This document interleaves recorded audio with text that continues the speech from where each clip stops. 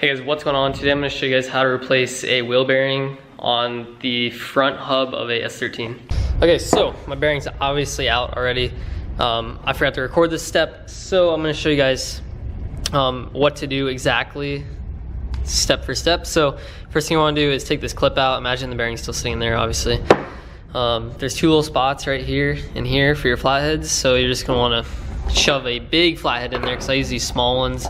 And I ended up breaking 3 of them. And then once you get this clip out, you're going to then start to press your bearing out, and let me show you guys how to do that. Okay, so I have a press, but I'll talk about a different way to do it right after I show you guys how I did it. So anyway, I put it right here. I put this little metal edge, not this thin one, this thicker one, right in this little circle I kind of have going.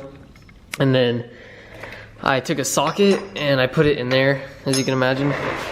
And you set the socket. This is the this is how this was facing. I'll show you guys this.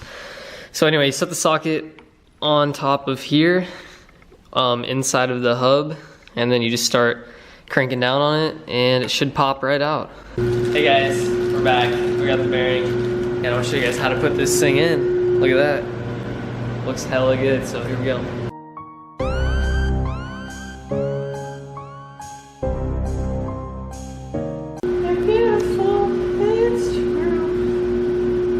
Nice.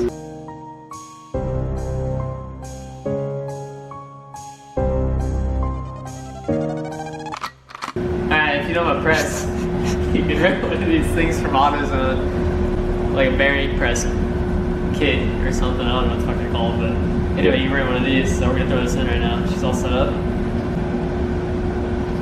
Hell yeah. Hey, just a little.